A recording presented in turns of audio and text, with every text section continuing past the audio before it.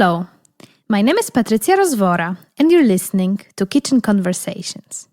This podcast aims to open up the mysterious and vague Eastern Bloc to a broader audience.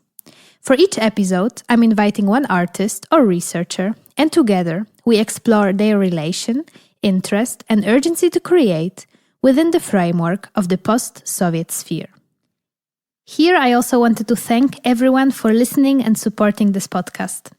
It's very rewarding to see that with every episode, the community is growing, which was, of course, the whole point of this platform. If you are a regular listener, you might want to check out my Patreon page, where you can support my work and help me develop this amazing but time-consuming project. You can do that on patreon.com/kitchenconversations.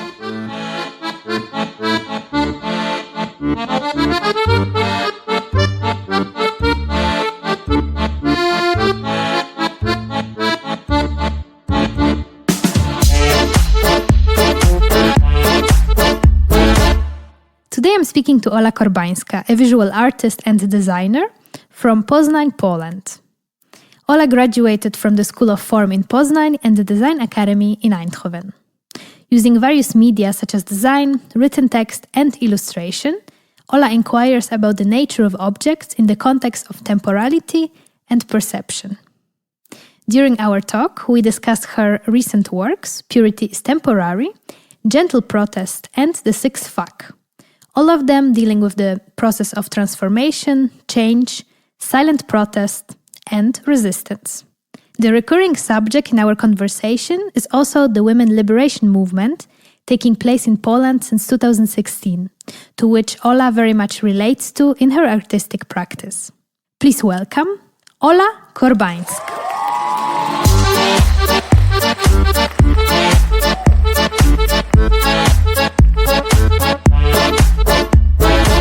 So welcome, Ola, to Kitchen Conversations.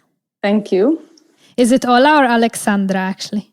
It's Ola. I mean, in my ID, it's Alexandra officially, but I never use it. Yeah, I saw also on your website it's Ola, so I was like, I guess it's Ola then. Yeah. How is the mood in Poland? You're now in Poznań, right? Yes, I am in Poznań. I think it's rather gloomy because of the gloomy weather. Everyone is expecting beers outside. It might happen in 2 weeks, so there is a huge excitement on that. Yeah, otherwise, I think quite boring. Yeah. The same here. Also, like people really want to do stuff outside, but yeah, it's a bit slow with the summer weather. Anyways, I came across your work in the Kayet journal, I think, the first time. You wrote for the 3rd issue, if I remember correctly. Mm-hmm. And I wanted to write you already for quite some time to invite you to this podcast. So super happy that finally we can do it. Actually, we are physically not so far away from each other, but still there's a border there. So yeah, we are meeting again online, not in real life. Yeah, it's really nice to be here with you. I think because of the current situation in Poland, or like the growing tensions with the government kind of arising already last year, I thought the topics you work with and your practice would kind of resonate well with the situation in Poland and other, I think, Eastern European countries. And we will speak about protest and resistance and so on. I'm very curious what will come out from the discussion. And I would like to, I think, start with your graduation work. You graduated from the Eindhoven Design Academy. Mm-hmm. And you graduated with a work titled Purity is Temporary. And that was in 2018. It's a very intriguing work for me. It consists of an installation and a performance, or like a video performance. I hope you will tell us everything about it. But maybe let's start like, how did it begin that you started thinking about protest and resistance through purity? Mm-hmm. Yeah. Mm-hmm. So just to make things clear, because I think it's not really obvious, but the project was consisting on cleaning cloths, which I sewed together, and it was a huge banners, 3 of them. And then I also created a video with a performance for which I came to Poznań, to my hometown, to record it. And I was cleaning the significant public spaces in the city. I think the origin of the project is very personal because during 2 years of my master's studies, I was also a cleaning lady. So that was my job in the morning. And then after this, I was going to school. And somehow we even made this joke with my friend who was also cleaning with me that perhaps we will graduate with a project about cleaning because we spent so much time and energy on this. And at the end, that was actually true. So during these 2 years, I had a lot of observations and experience on the action of cleaning. Experience, I mean, not that I was very good at it, but experience in a way that I really understood this action, but also from a social perspective, because I think it's still an occupation really much related to the hierarchy, and it's somehow very low in that hierarchy of all occupations. And that was also very somehow visible for me as a cleaning lady. And then somehow I connected it with the protests, which started in Poland in 2016, I believe. And it was called the Black Protests, and it was protests against violation of women's rights, mostly, of course, subject of abortion, but it somehow escalated into lots of subjects related to women. And I was back then in Eindhoven, so I could only watch it via internet or TV or radio. And it was really intense. The protests were huge. And I saw pictures of women on the streets who were using the objects related to so-called traditional housewives or like related to kitchen and cleaning as a props on during the protests. So somehow frying pans or gloves, these rubber gloves, they become tools of resistance. Yeah. And that's somehow these two things connected at some point. And I thought that it's a good starting point. It just makes sense to connect it this way. Mm-hmm. Coming back a little bit to the job you did, I'm curious, was it like in a hotel or was it a private household or a restaurant? It was in a restaurant, yeah. And the job was really easy in a way that like during the week I was coming there at 7 o'clock in the morning. So that was the hard part, to wake up so early. And then I just had to clean the room of a restaurant and the toilets. And that was it. But the restaurant was quite big, and sometimes they were organizing some parties. And that was the harder part, because then it was like sticky floors, beer everywhere, also outside, sometimes some barbecue parties. So that was, so weekends were intense, but somehow there is something really meditative in an act of cleaning. So going to school after this was okay in a way that I was completely calm and relaxed. It was like yoga. Yeah.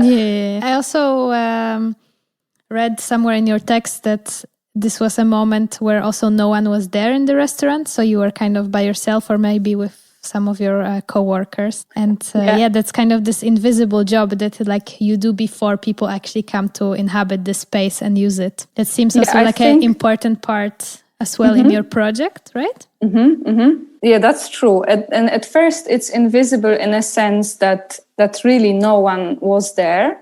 So maybe I met like 1 or 2 people, like first waiter or something like this. But so somehow for these people who work there, they were just coming to the clean space. They were leaving it dirty, and then somehow magically it was clean in the morning again. So in this sense, it was invisible, but also invisible in a way how you are somehow treated as a cleaning person. And I realized that I also do this sometimes. there is this awkward moment when you see people cleaning that you don't really know how to react, or if you should greet them or if you should completely ignore them and let them do their work. So that was very, very strong experience on this social level, which I never really before experienced. But I guess that's also crucial for this invisibility of cleaning people. Definitely. I find it so interesting that, I guess a lot of artists do it because we just take casual every day and turn it into interesting art. But I find it super nice that you connected those things. And it reads very well into, of course, the sociopolitical history and situation also of Polish women and how our rights are being compromised. But that's why I think also going outside and going to the city with this performance and cleaning the spaces of the city was also a strong point of this work, because this really invisible and really domestic action, which is normally hidden in the four walls of a house or of buildings, somehow went outside and became visible and became important because of this. That was also very strong statement to make it visible and to make it also valid. So during this performance, you clean important spaces in Poznań, in your hometown in Poland, and you use a bucket of water and a rag to clean the surfaces of historic, important buildings. So we already kind of talked about why you did in public space to kind of make the invisible be the visible, right?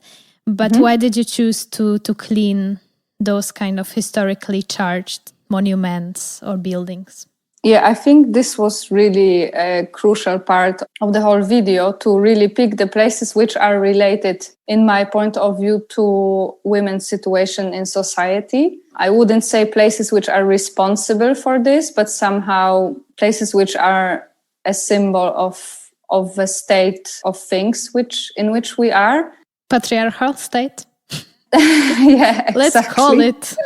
Yeah, let's call it. That's true. Yeah, so I've chosen the public square, which is a place of gatherings and place of these Black protests. And in general, it's this arena for social events. Then I've chosen Catholic Church, or a building of a Catholic Church, which in Poland still plays a very strong role or they have like a very strong opinion on how women should use their bodies or treat their bodies, or what should they do with themselves. So that was like an obvious choice for me. Then I've chosen Monument of Fallen Soldiers, which, and this particular one in my city has a very like sharp and strong architecture visually. It's really pointy and really aggressive.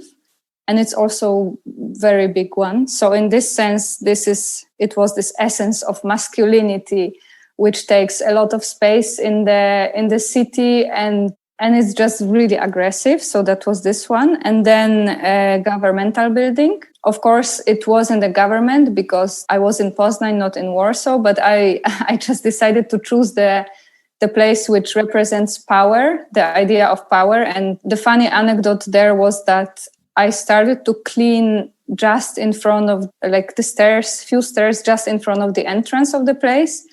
And then the guard came out and he told me that I'm not allowed to do this. And I said, yeah, but I'm just cleaning. I just have a cloth and it's a clean water. There is nothing inside. There is not even any detergent. It's just water. But he said, no, if you want to do anything in this area, you have to come with an official letter. You have to send an official letter and you have to ask for permission for this, which I found also quite oppressive and quite funny in a way. So I just went like few meters away, like 7 meters away. And that was already okay with the guy.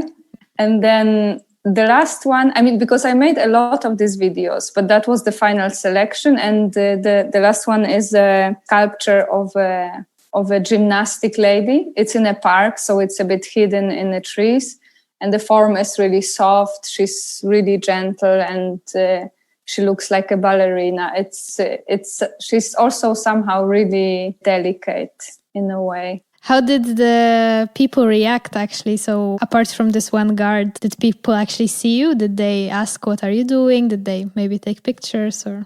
Actually, no. That was what I was predicting in a way, because I knew that already from my job that this is an invisible work and that I probably will be invisible. And I thought maybe some people will ask me, but actually no one. Like literally no person at all asked, what am I doing? Even though there was my friend or my father who was with the camera a few meters away, so people could see that something is happening.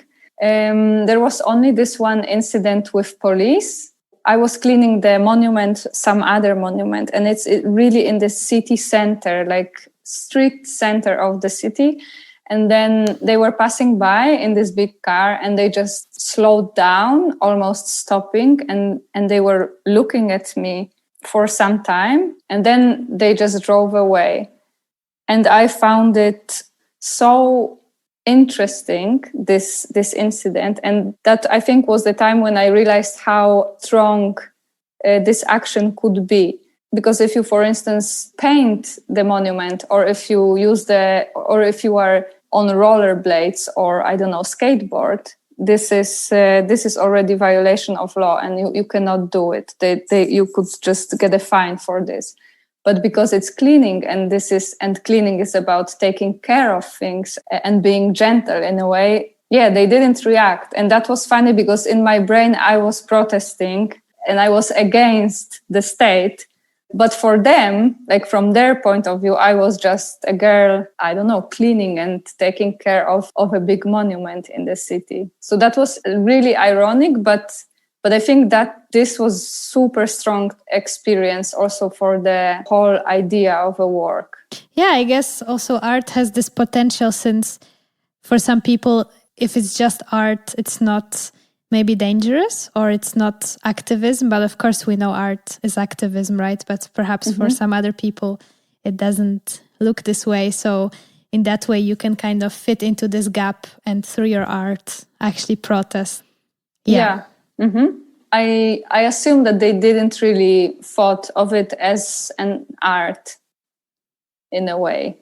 That's at least what I think, that this policeman just saw a girl cleaning a thing. Of course, there was a camera, so that was the tricky part. But yeah, this action is so normal and so everyday life thing that maybe that's where the strength is. Yeah, I think so, definitely. And you decided to take out the sound from the video. That was quite intriguing to me, because obviously if you're in public space, there's all these cars, you're often next to like very busy roads. But since the sound is not there, it seems like a kind of ritual, meditative state. And also the visual is black and white, so that adds to this kind of aesthetics. Can you speak a little bit about those decisions?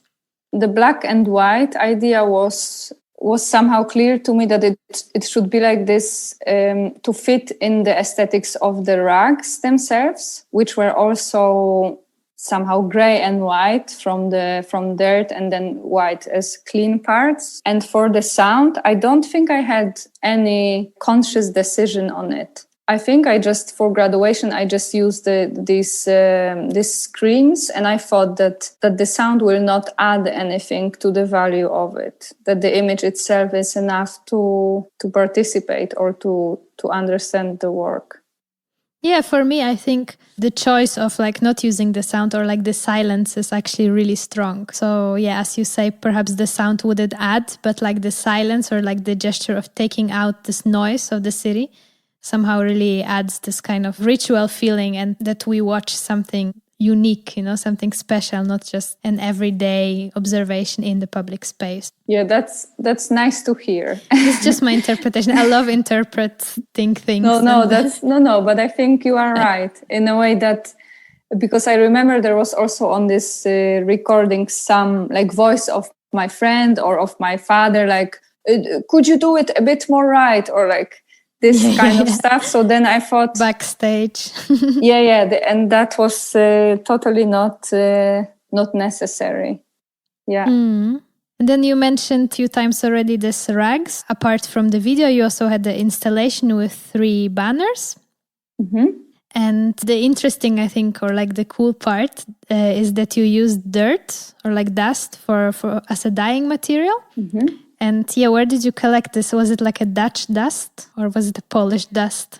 Yes, I will reveal the truth. And the dust was Dutch, only because I was living there and I just had to make the project on time.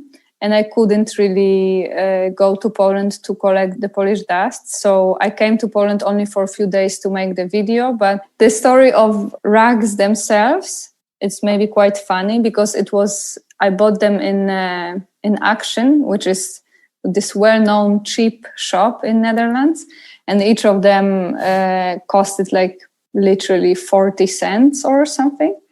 So I was laughing that I probably produced the cheapest graduation project ever in the history of Design Academy Eindhoven. Amazing. And I also have this anecdote about my house and the washing machine, which my mom bought on the internet.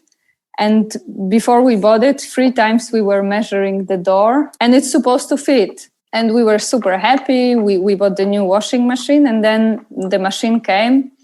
My mom opened the door and the guys were supposed to plug it in. And then they realized that it's too big for the door and it will not fit there, that they will just leave it in the corridor. And they did and they left. So my parents decided to just use a knife and cut a piece of the door frame so the machine could fit. And I think that was this really, I don't want to say it, but I will, that it's this Polish attitude of doing things on the spot and not necessarily with proper tools, just using your imagination. Of course, the door frame was damaged, but at least we achieved the goal. And I think it was similar with this project, that somehow it wasn't really important for the materials to be expensive or for the project to be really well done. But I think the concept was the strongest part of it. Definitely. Yeah. Yeah, and using the dust as the kind of dyeing material, that's also, I mean, dust is everywhere. You just have to collect it, I guess. We collect it every day, no? Yeah, exactly. And can you speak a little bit about the slogan? So like you had 3 banners, like this tapestry, where you used the dust to write different slogans. And let's talk about those slogans and what they mean for you. At first, I created the one which said, "No women, no kraj." And kraj, written in Polish, it means country. It was, of course, a reference to the song of Bob Marley, but this particular one was taken from the protest banners. So it's not my idea, but I saw it somewhere. I saw a picture on the internet and I thought that this is so powerful and funny, catchy, strong. And catchy at the same time, exactly, that I decided to use this one. Then I made actually the other one, which at the end was not part of the whole project. And it was finally a woman on her right place. And that was a quote from my friend who saw me once cleaning the kitchen. And he commented in such way. Was this a joke or? I think for him it was a joke, but it was this kind of joke which is funny only for the person saying it. So so that was the second one, but at the end I didn't use it. I didn't like how it looked and the quality, because I also used a different rag. So the second one from the collection was "Purity is Temporary," which is also the title of the whole work. And it referred to this really repetitive action of cleaning and somehow this fragile state of things being clean. And because I was going to work every day to clean, so I could really see this cycle of dirty, clean.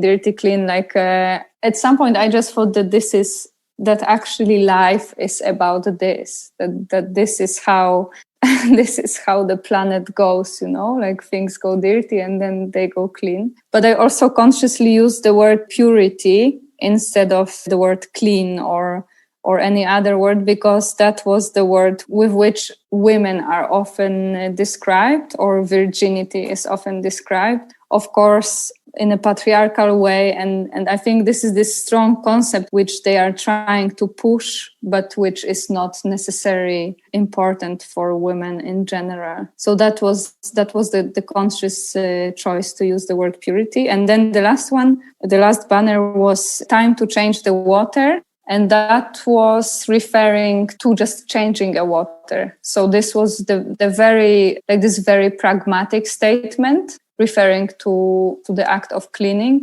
But then I realized that it also can be seen, of course, in a metaphorical way. So changing the water as trying to change the state of things, or changing the old systems or old patriarchal philosophy. So it started as a very pragmatic one, but then I realized that it's also very strong on this metaphorical level. Yeah, definitely. And actually, again, here my interpretation.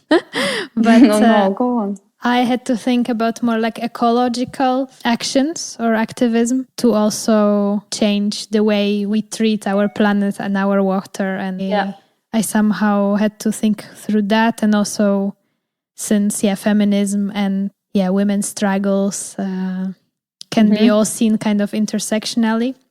Mm-hmm. So I think this one was the most open for interpretation. But about banners, there is also one detail. My big inspiration to make them were these, I think, like 16th century, what's the name? Tapestry, which are hanging in a castle in Krakow in Poland. And it's this national treasure. And it was actually tapestry which was made in Antwerp, but also in the Netherlands back then. So in the similar area. Very characteristic thing for this tapestry is that they have this sort of frame around so there is a scene in the center, like most of them like biblical scenes or scenes from the mythology.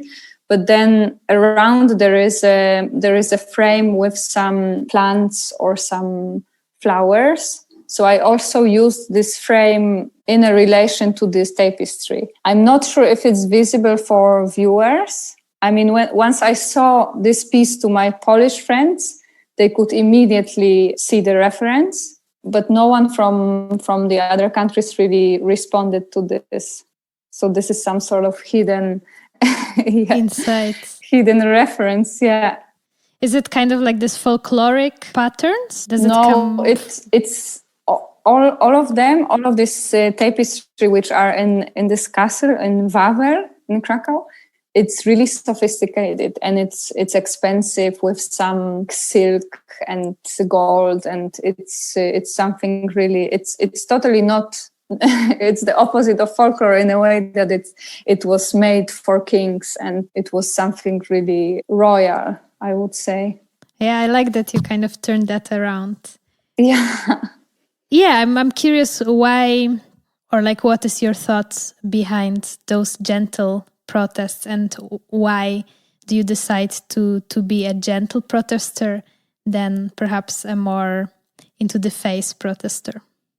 I think the big part of it is that during this protest in Poland, I was in the Netherlands, so somehow I couldn't participate in a real protest and standing with people together in one crowd and shouting and being aggressive and being angry. With my friends also from Poland, we decided to collect the signatures against this governmental idea. So that we could do being there. But I guess that was my way on protesting from far away, but also making this subject visible in like outside Poland, which I think I really succeed, because during Dutch Design Week, where the piece was exhibited, I got a lot of comments mostly from women. And I could see that people were really touched by this work and that they could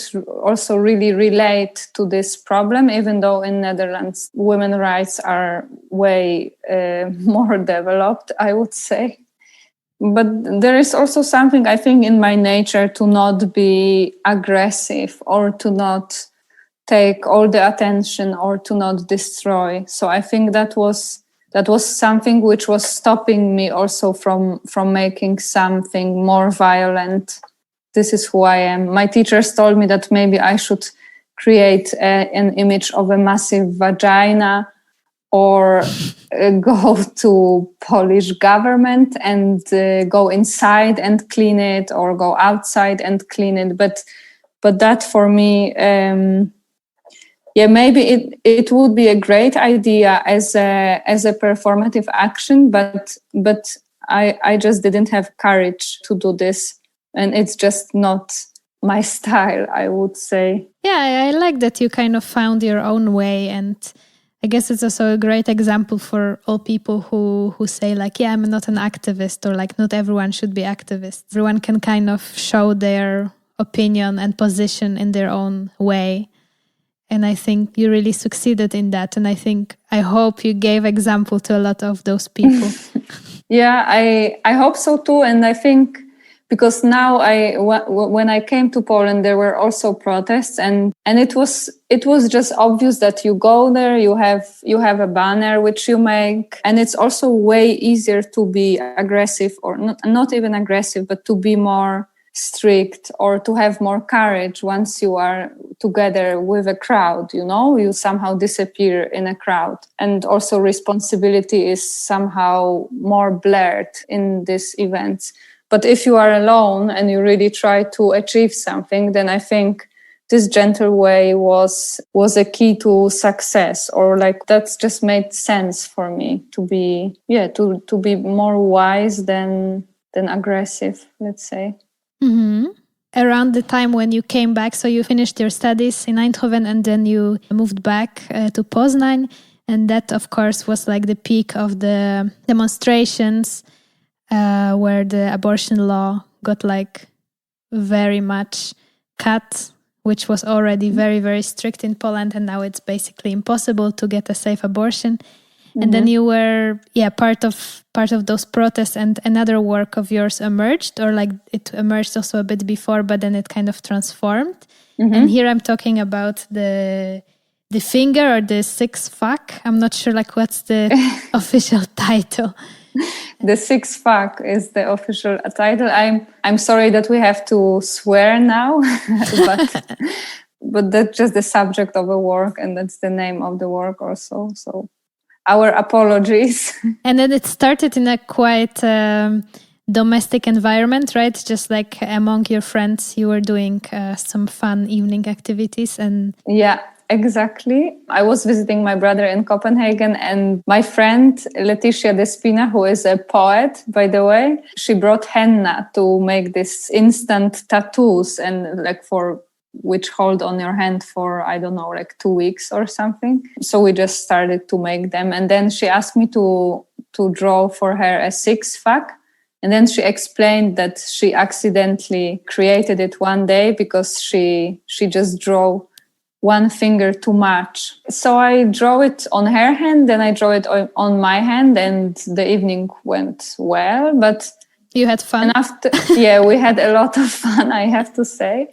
But then I came back to Netherlands, and the tattoos were still on my hand. And somehow I started to think about this symbol a lot, and how it is. It also somehow blurs the responsibility in a way, because if there is no middle finger in six, then it's not a bad gesture, which of course is somehow, I was just lying to myself, because that was obviously just a way to avoid some bad comments. But that's how it started. It's all thanks to Leticia, but I think I took it to some next level, and I just started to think about it a lot.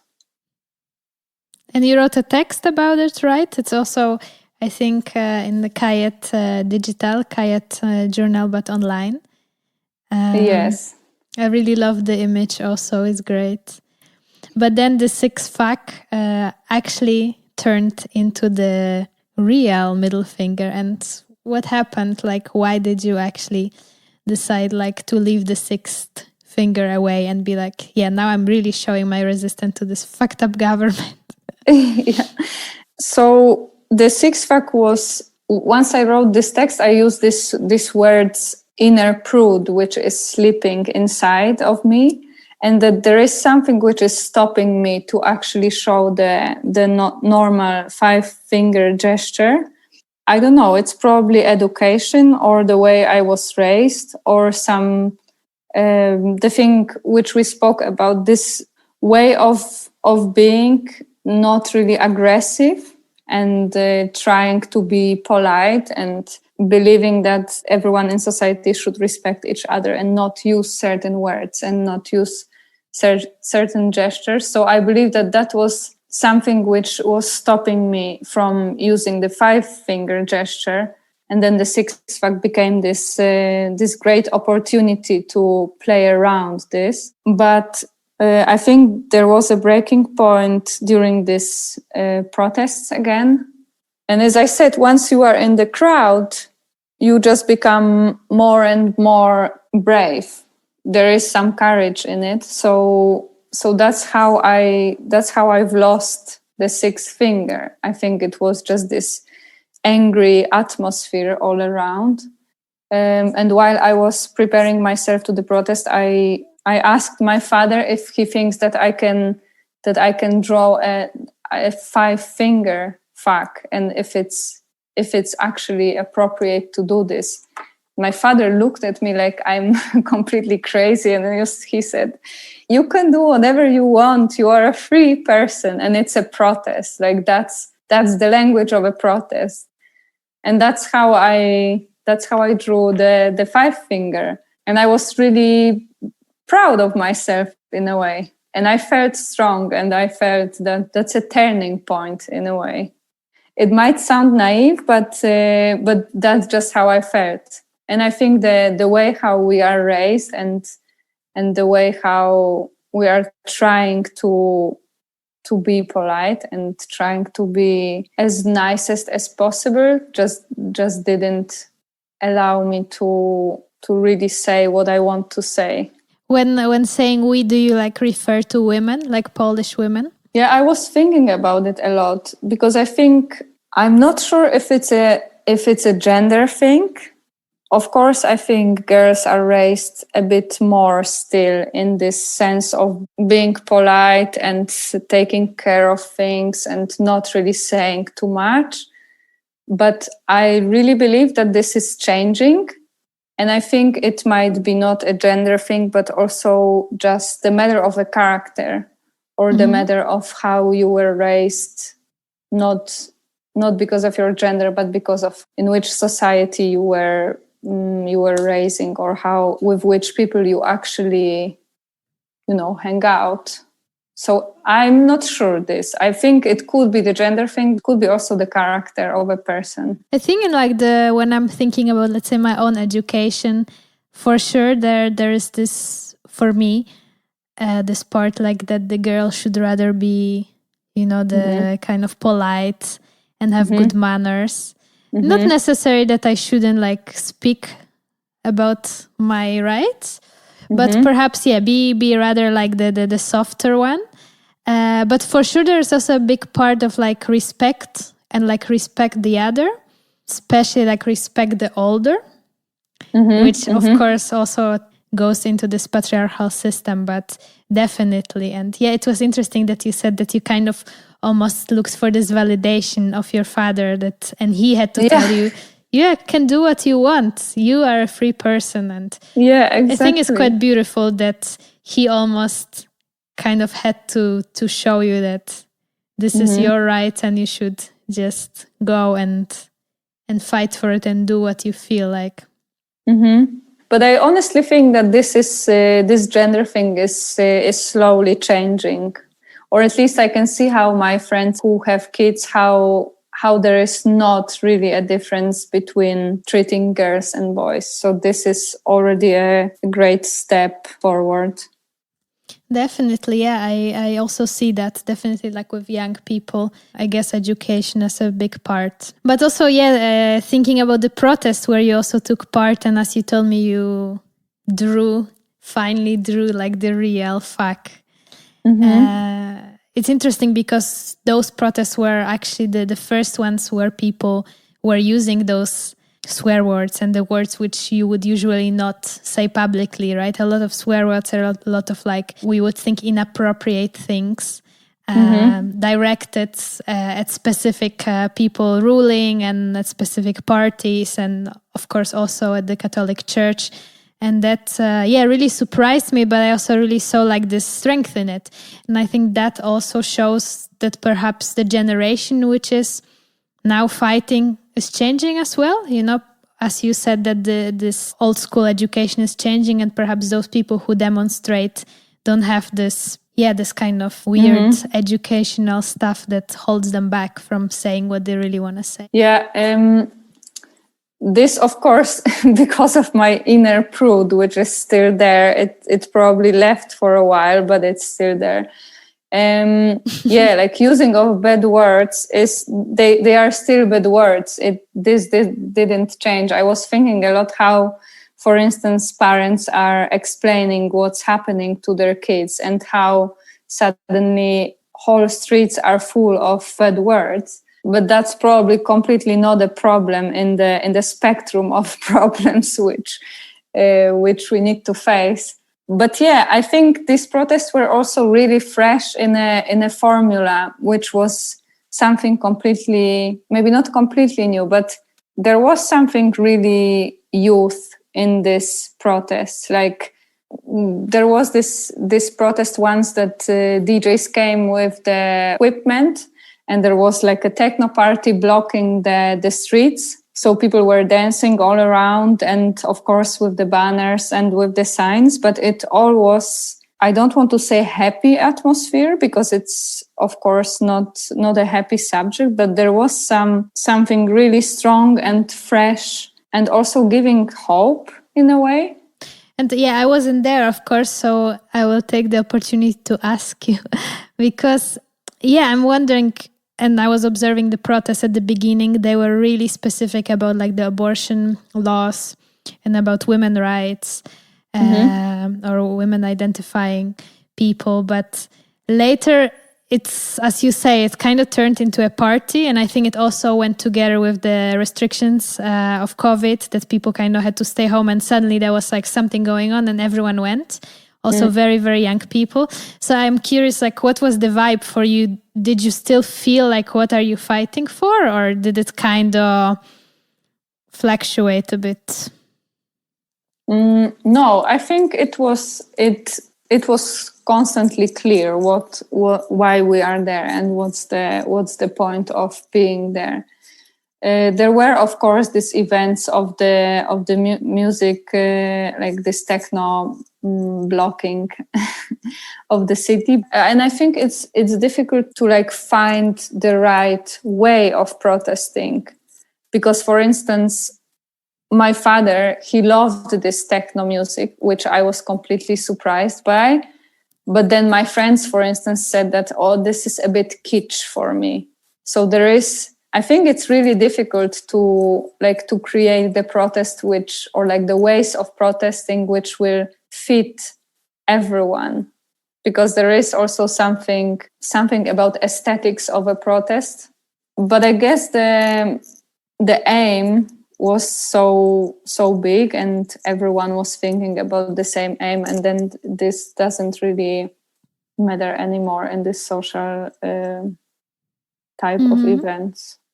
I mean, even if you are there just to show off on Instagram, you are physically there, which makes the protest bigger, and then your body counts, and this is already great. Of course, your intention is maybe different, but how it is seen by the people or by television or media, this doesn't really matter.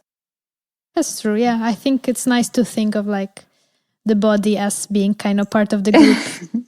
Yeah. Hmm.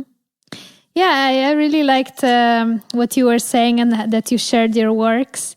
And as we discussed, kind of like perhaps the alternative ways of expressing your resistance. And perhaps you would like to share something about your future, what you're currently working on. Yeah, so I'm this type of person who doesn't really have plans in general. Which is my big struggle, but it's also my big happiness, to be For honest. Sure. Yeah. But for now, I am working together with Ivo Borkowicz on a project for Malta Festival in Poznań, and it will be installation made out of soil. We did one project in a similar technique or in the same technique, which we want to use in Portugal last year. So that will be in June. Then I go to Portugal for another festival, and I will work on actually on a subject of laundry. That's what is my idea for now, and it's maybe reflects on similar issues as Purity is Temporary project, but it will have, of course, different outcome, and it's similar in a way that I also reflect on feminism and objects related to gender roles. Yeah, so that's the plan. Staying in this kind of domestic sphere. Yeah. Yes.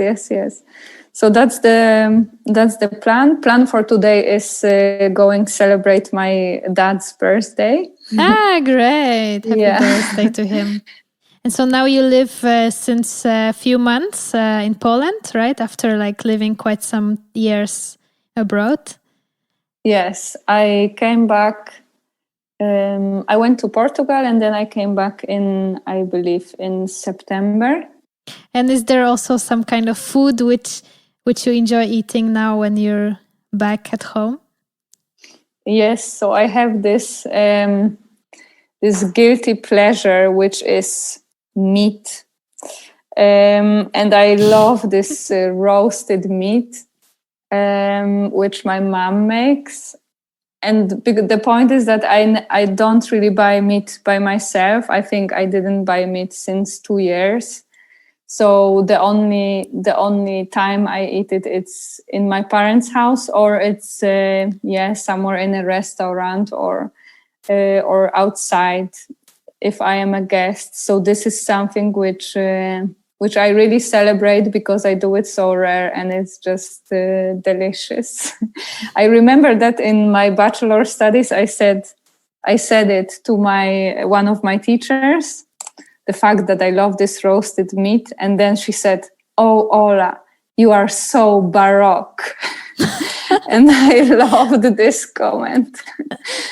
But my parents, they are also not really meat people. So it's totally fine. We are together in it.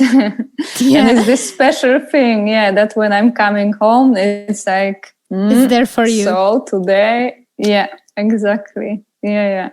But today I think we're gonna eat sweets for the birthday. Some cake, like a birthday cake, tort or something. Actually, I think cheesecake, which after the roast meat is the second favorite thing at home. With raisins or with pure?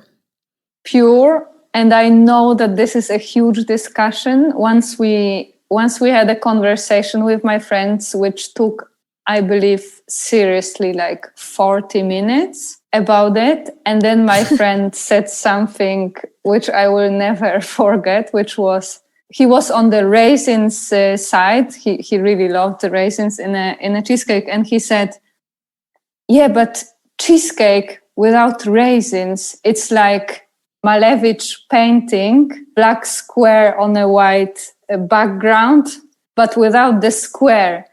And this painting doesn't make any sense without the square. What's the point? It's the same with cheesecake and raisins." So what a sophisticated comparison. But I'm on the non-raisins team. Me too, I'm with you. Just pure cheese with no raisins, that's my favorite, and made by my grandma. No, for me, made by mom. Nice. I think that's a good and tasty moment to finalize. I really enjoyed our conversation. Thanks so much for talking about your work and taking the day of your dad's birthday to speak to me. It was a real pleasure, to be honest. Yeah, and that can wait. It's all fine. All right. Thank you, Ola, so much. And have a good rest of the day. Thanks a lot. It was nice to talk. Thank you. Thanks.